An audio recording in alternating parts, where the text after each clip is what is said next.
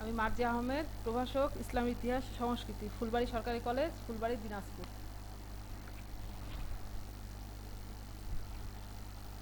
শিক্ষার্থীরা, গত 23শে মার্চ আমি তোমাদের আব্বাসে খিলাফতের উপর প্রথম ক্লাস নিয়েছিলাম। তারই ধারাবাহিকতায় আজকে আমি তোমাদের আব্বাসে খিলাফতের দ্বিতীয় ক্লাস নিব। আজকে আমাদের আলোচ্য বিষয় হচ্ছে আবু জাফর আল মনসুর। আমি গত ক্লাসেই তথা আব্বাসী খিলাফতের যে ক্লাস নিয়েছিলাম সেখানে তোমাদের বলেছিলাম যে উমাইয়া খিলাফতে পতন ঘটিয়ে আব্বাসীয়রা 750 খ্রিস্টাব্দে জাবের যুদ্ধের মাধ্যমে উমাইয়া খলিফা দ্বিতীয় মুয়াবিয়াকে পরাজিত করে আব্বাসীরা ক্ষমতায় আরোহণ করে এবং এদের প্রথম শাসক ছিল আবুল আব্বাস আর সাফা। তো আবুল আব্বাস আর সাফার মৃত্যুর পর 754 খ্রিস্টাব্দে তারই এরপরে আসলে ক্ষমতায় কে আসবে উনি তার মনোনয়ন দিয়ে যান এবং সে তারই ধারাবাহিকতায় আবু জাফর ক্ষমতায় আসেন এবং নিজেকে আল মনসুর উপাধিতে ভূষিত করেন। আল মনসুর অর্থাৎ বিজয়ী। আবুল আব্বাস আর সাফা যখন মৃত্যুবরণ করেন তখন আবু জাফর মক্কায় হজ উপলক্ষে অবস্থান করছিলেন।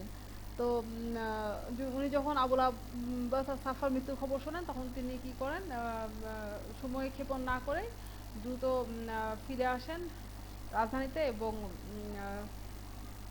ক্ষমতা গ্রহণ করেন। তো উনি ক্ষমতা আরোহণ করেন 754 খ্রিস্টাব্দে এবং দীর্ঘ 21 বছর ক্ষমতায় থেকে 775 খ্রিস্টাব্দে মৃত্যুবরণ করেন।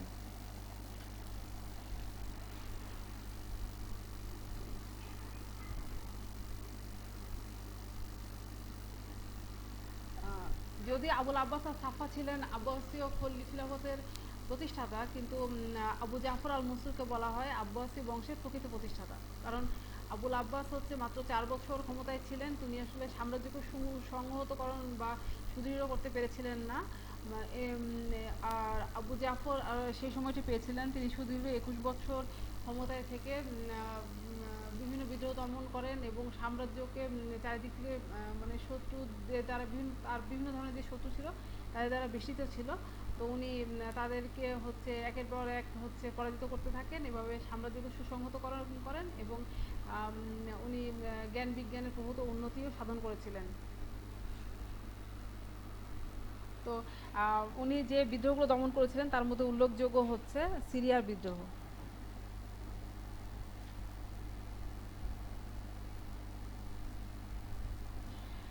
এছাড়াও আবু মুসলিমের হত্যা। আমরা জানি যে আব্বাসী খিলাফতের মানে আব্বাসের বংশধররা যে খিলাফত আরোহণ করেছিল বা যে আব্বাসী খিলাফত প্রতিষ্ঠা করেছিল এতে খুবই গুরুত্বপূর্ণ একজন ভূমিকা পালন করেন আবু মুসলিম। কিন্তু পরবর্তী সময় আবু মুসলিম হচ্ছে এত বেশি জনপ্রিয় হয়ে যান যে আবু জাফর তার ব্যাপারে সন্দিহান হয়ে ওঠেন এবং উনি আবু মুসলিমকে হচ্ছে মিশর এবং সিরিয়ার দায়িত্ব দিতে চেয়েছিলেন, কিন্তু আবু মুসলিম আসলে খোরাসান ছাড়তে চাননি। তো পরবর্তীতে খলিফা কিছুটা কৌশলে আশ্রয় নিয়ে তাকে রাজধানীতে ডেকে পাঠান এবং পরবর্তীতে গুপ্ত ঘাতক দ্বারা তাকে হত্যা করা হয়। এরপর আমরা দেখব সানবাদ ও খোরাসানের বিদ্রোহ দমন। আবু মুসলিমের এই যে অপ্রত্যাশিত ও বর্বরচিত যে হত্যা তার প্রতিবাদে কি হয়েছিল, খোরাসান ও পারস্যের রাজনৈতিক অচল অবস্থা তৈরি হয়। সানবাদ নামক একজন ব্যক্তির নেতৃত্বে তারা আবু মুসলিমের যে সহযোগী বা তার যে অনুচর ছিল তারা কি করে একত্রিত হয়ে খলিফার বিরুদ্ধে বিদ্রোহ ঘোষণা করেন।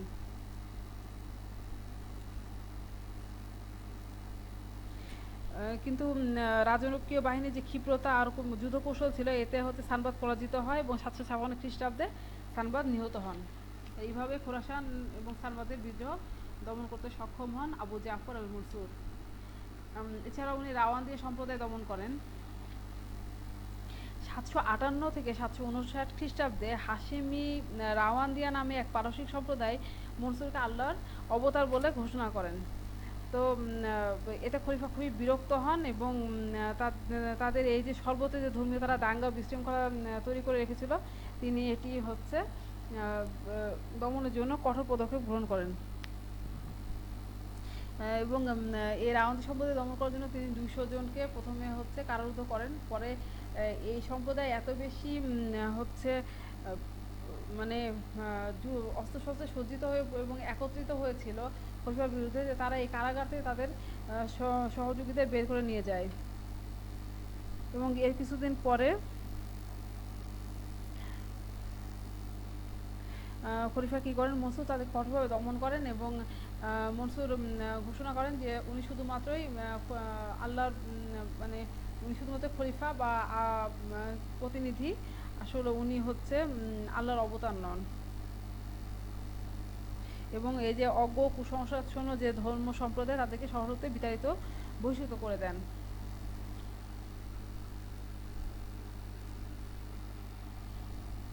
এছাড়া উনি আলী বংশীয়দের দমন করেন।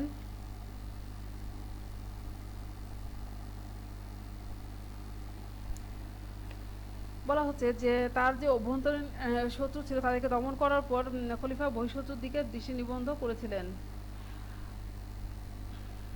773 খ্রিস্টাব্দে খলিফা রোমানদের বিরুদ্ধে সালে এবং আব্বাসের নেতৃত্বে 70,000-এর একটি মুসলিম সেনাবাহিনী প্রেরণ করেন। যুদ্ধে রোমক সম্রাট চতুর্থ কনস্ট্যান্টাইন পরাজিত হয়ে বার্ষিক বশ্যতামূলক করদানে বাধ্য হয়েছিলেন। তাবারিস্তান ও গিলান আব্বাসী সাম্রাজ্যের অন্তর্ভুক্ত হয়।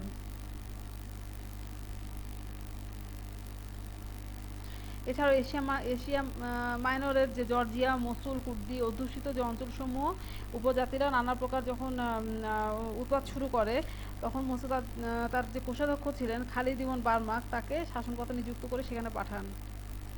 এবং স্পেনে আব্বাসী শাসন পুনঃপ্রতিষ্ঠা করার জন্য খলিফা আফ্রিকার শাসনকর্তার নেতৃত্বে সেখানে একটি সেনাবাহিনী প্রেরণ করেন, কিন্তু আব্বাসী বাহিনী সেখানে শোচনীয়ভাবে পরাজিত হয় এবং স্পেনে যে আমির ছিলেন প্রথম আব্দুর রহমান, তার হাতে তার সেনাবাহিনী নির্মমভাবে পরাজিত হয় এবং প্রথম আব্দুর রহমান সেনাপতির ছিন্ন মস্তক আবু জাফর আল মনসুরের নিকট প্রেরণ করেন।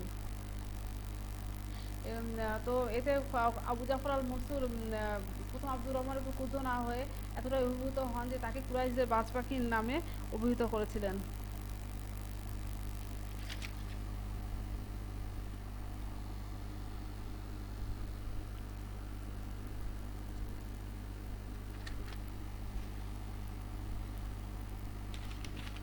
এছাড়াও তিনি কি করেন, বাগদাদ নগরীরও প্রতিষ্ঠা করেছিলেন। বলা হয় যে খলিফা আবু জাফরের সাম্রাজ্যকালে সবচেয়ে গুরুত্বপূর্ণ বা চিরস্মরণীয় গৌরবময় যে কীর্তি সেটি হলো বাগদাদ নগরীর প্রতিষ্ঠা। সিরিয়া, বসরা, কুফা, আনবার ও হাশেমিয়া আব্বাসীয়দের রাজধানীর জন্য নিরাপদ ছিল না। আমরা জানি যে সিরিয়ার দামেস্ক ছিল উমাইয়াদের রাজধানী, তো তাদের একটি প্রভাব সবসময় সেখানে ছিল। এই কারণে আবুল আব্বাস আব্বাসী খিলাফত প্রতিষ্ঠা করার পরে চিন্তা করছিলেন যে আসলে কোথায় রাজধানী প্রতিষ্ঠা করলে এটি আব্বাসীয়দের জন্য সুবিধাজনক হবে। এদিকে কুফা বা বসরা হচ্ছে আলী বংশীয়দের সমর্থক অনেক বেশি ছিল।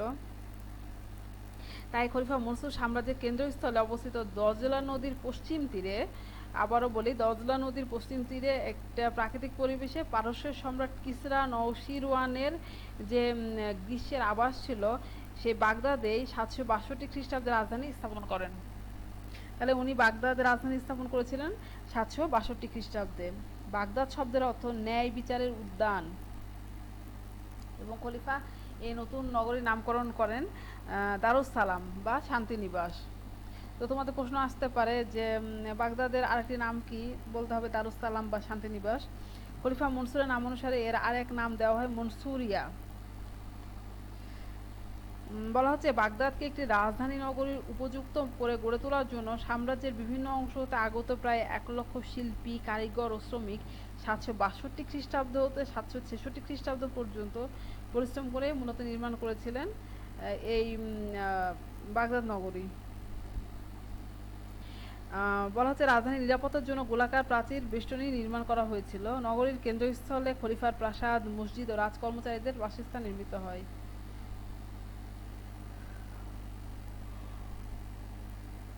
এছাড়াও সৌন্দর্য বর্ধনের জন্য কৃত্রিম ফোয়ারা, সুসজ্জিত তোরণ, প্রশস্ত রাজপথ এবং ফুলের বাগান তৈরি করা হয়। রাস্তায় পুলিশ প্রহরার ব্যবস্থা করা হয়। এবং খুব অল্প সময়ের মধ্যে বাগদাদ পৃথিবীর অন্যতম শ্রেষ্ঠ নগরী এবং মুসলিম কৃষ্টি ও সভ্যতার প্রাণকেন্দ্র হিসেবে পরিচিতি লাভ করে।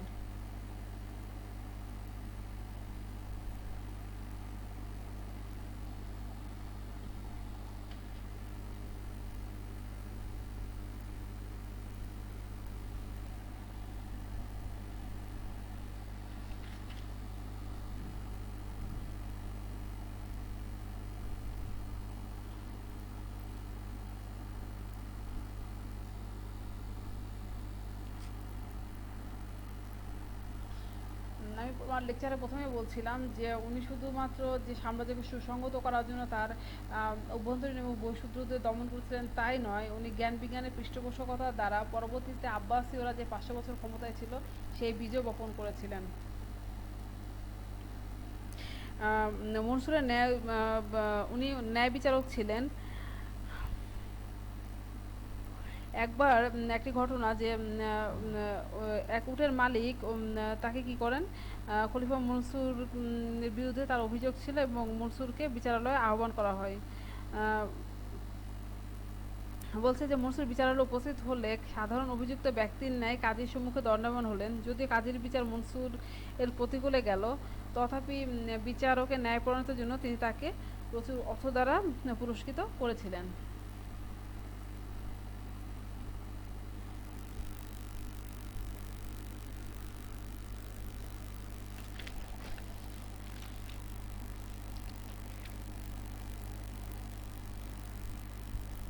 বলা হচ্ছে যে বিভিন্ন সভ্যতার ও ভাষাদি গ্রন্থাদি আরবি ভাষায় অনুবাদ করার জন্য তিনি একটি অনুবাদ বিভাগ প্রতিষ্ঠা করেছিলেন। মনসুরের পৃষ্ঠপোষকতায় মূলত ইবন মুকাফফা সংস্কৃত হতে ফার্সি ভাষায় অনুদিত কালিলা ও দিমনা নামক সর্বজন ব্যতীত যে পশুপক্ষীর গল্প সেটি আরবি ভাষায় অনুবাদ করেন। আল মনসুরের নির্দেশে ভারতের জ্যোতিষশাস্ত্র, খণ্ডকা, খাদ্যকা ও গল্প পুস্তক হিতোপদেশ আরবি ভাষায় অনুদিত হয়েছিল। মানে মূলত এই সময়ে আব্বাসীয় শাসনামলে আবু জাফর আল মনসুরের সময়ে মূলত পৃথিবীর বিভিন্ন ভাষার যে মূল্যবান গ্রন্থগুলো এগুলো আরবি ভাষায় অনুদিত হতে থাকে।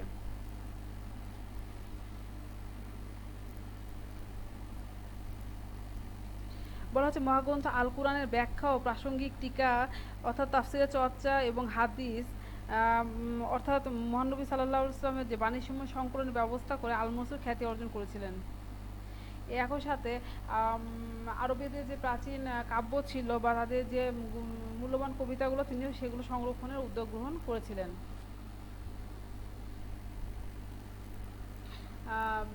অবশ্যই আমরা তার বাগদাদ নগরী প্রতিষ্ঠা থেকে বুঝতে পারি যে স্থাপত্য শিল্পের উনি কত বড় পৃষ্ঠপোষক ছিলেন। আল মনসুর তিনি পারস্য স্থাপত্যের প্রভাবে আব্বাসী স্থাপত্য শিল্পের উন্মেষ ঘটান। 662 থেকে 664 খ্রিস্টাব্দে 48,83,000 দিরহাম ব্যয়ে সুরম্য বাগদাদ নগরী নির্মাণ তারই অবসরণীয় কীর্তি। এটাকে মদিনা সালাম বা শান্তি শহরও বলা হতো। এছাড়া তিনি কাসর আল খুলদ এবং রাজকুমার মাহাদির জন্য রুসাফা নামে আরও 2টি প্রাসাদ নির্মাণ করেন। এছাড়াও আল মনসুর 772 খ্রিস্টাব্দে রাক্কায় একটা রাজপ্রাসাদ ও মসজিদ নির্মাণ করেছিলেন।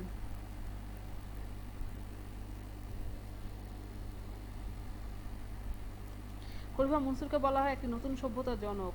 তবে তার খিলাফতে আরবীয়, ভারতীয়, গ্রিক ও ইরানি সভ্যতার সংমিশ্রণে একটি নতুন সভ্যতা গড়ে ওঠে এবং এটি বিশ্ব সভ্যতার ইতিহাসে এক বিশেষ স্থান দখল করতে সক্ষম হয়েছিল। এবং এই যে নতুন সভ্যতা এটি মূলত ইসলামী সভ্যতার পূর্ণ বিকাশে একটা ভালো ভূমিকা পালন করেছিল। আব্বাসীয় আন্দোলনে শিয়া মুসলিমগণ ব্যাপকভাবে অংশগ্রহণ করেন, কিন্তু তাদের থেকে সিংহাসন নিরাপদ করার বাসনায় আল মনসুর কী করেছিলেন, সুন্নি মতবাদকে রাষ্ট্রীয়ভাবে পৃষ্ঠপোষকতা দান করেন। ইমাম আবু হানিফা ও ইমাম মালিকের মতো সুন্নি ধর্মীয় নেতাদের অপমান করলেও সুন্নি মতবাদকে পৃষ্ঠপোষকতা প্রদান রাজনৈতিক বিবেচনায় সঠিক ছিল বলেই অধিকাংশ ঐতিহাসিকগণ মনে করেন।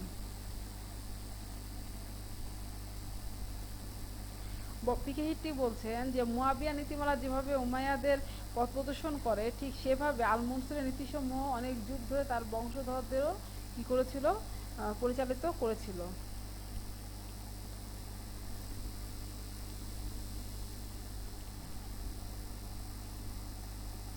বলা হচ্ছে যে একজন প্রজারঞ্জক শাসক হিসেবে আল মনসুর সাম্রাজ্যে বহু নগর, সরাইখানা, রাজপথ ও চিকিৎসালয় নির্মাণ করেন। ব্যবসা বাণিজ্য ও কৃষিকাজের উন্নয়নের জন্য তিনি বহুবিধ পদক্ষেপ গ্রহণ করেন।